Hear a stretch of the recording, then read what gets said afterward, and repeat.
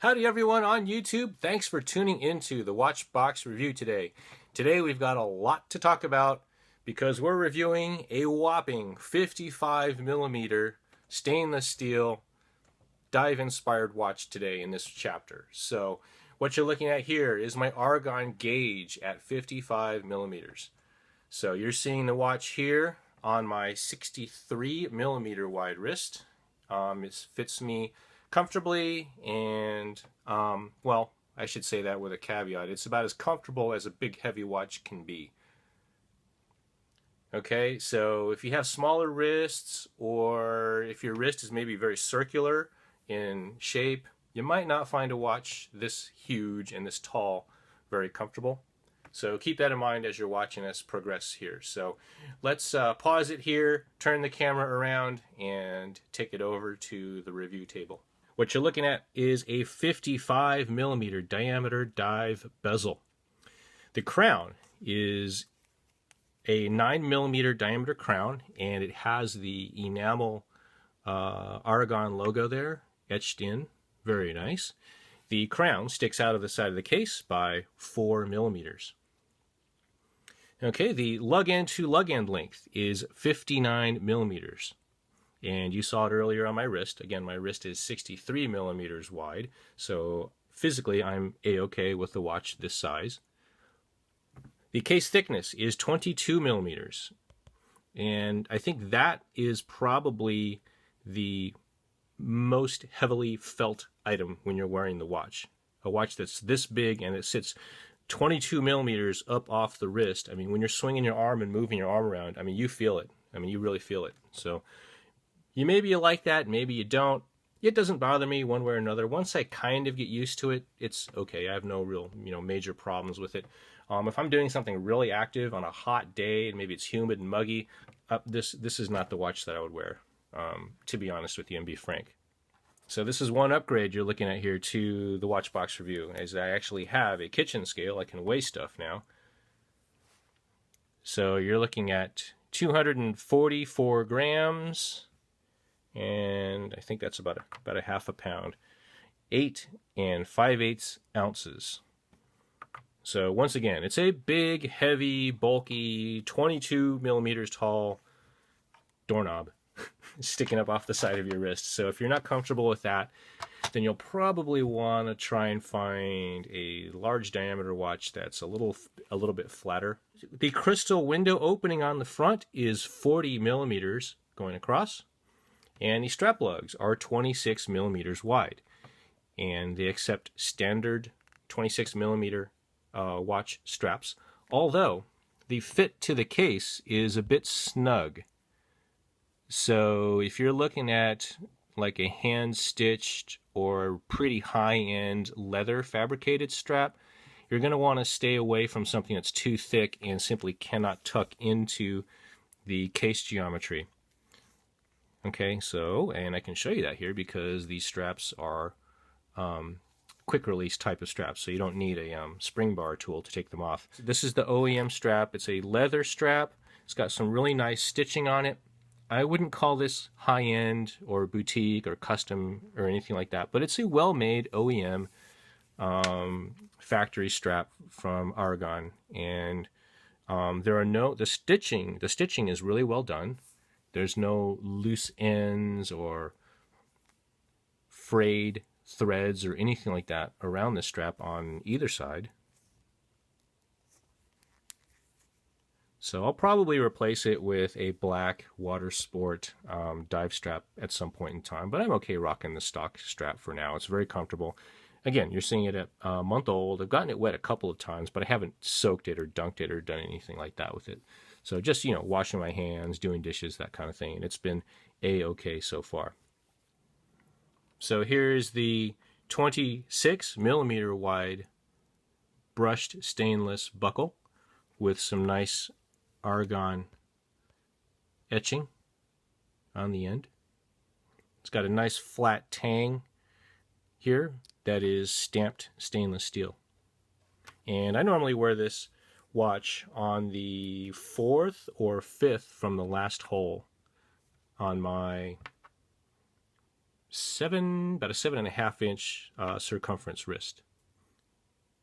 So it's not really a hooded strap lug area, but there is a cutout here on the side of the case. That is there to accept the optional 26 millimeter stainless bracelet that you can order from Aragon as an option. I think it's around $100, but don't quote me on that.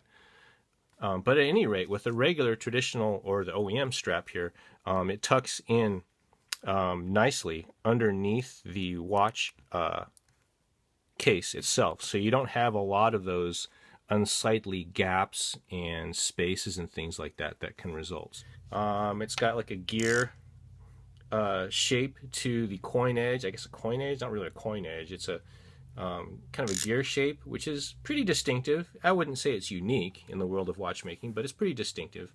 It's definitely one of the kind of visual characteristics just looking at the watch, at a glance when you've got it on your wrist.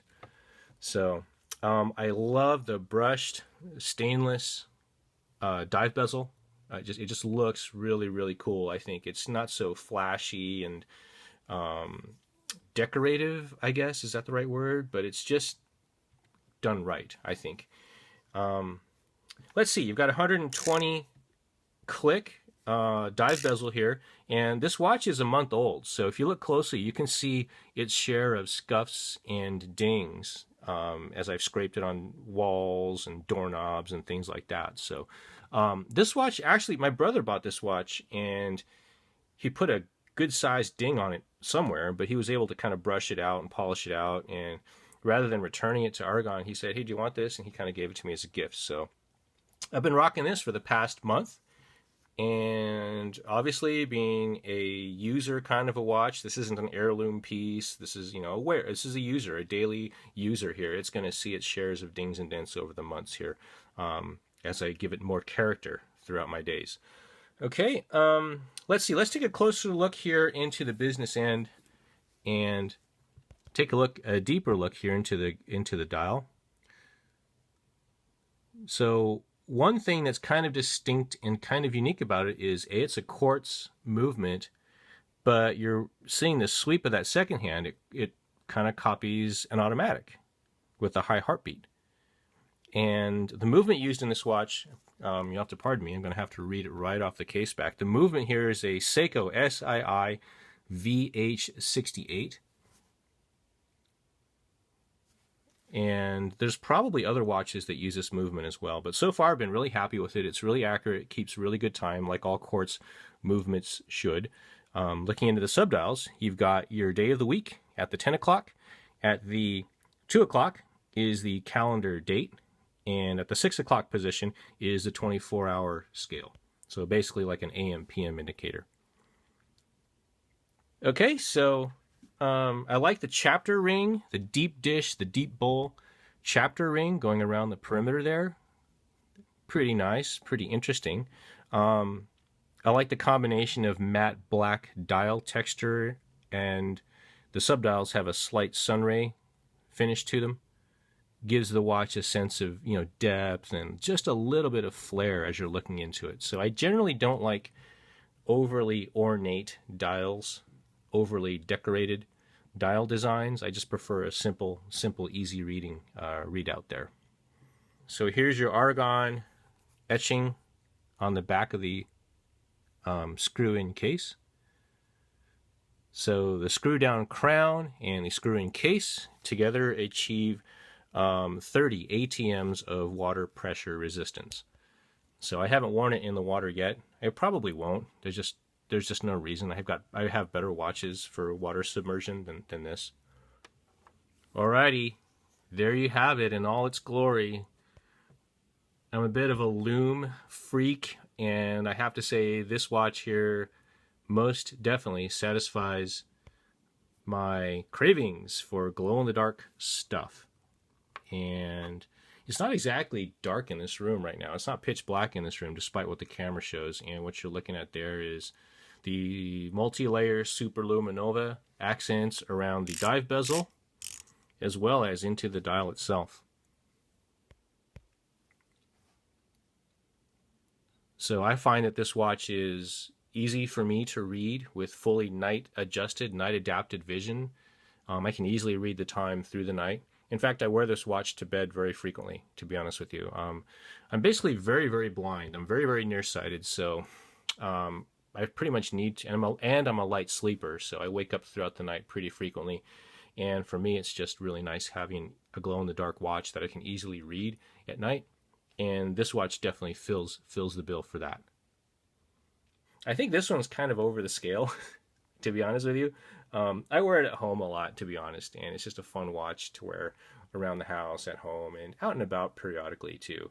So, okay, I hope you guys found this information useful. Please feel free to comment, subscribe to my channel, and post your questions down below. Use my videos as a discussion forum. I'd be more than happy to try and answer as many questions as I can, as quickly as I can too. So, thanks a lot, guys. I'll catch you later.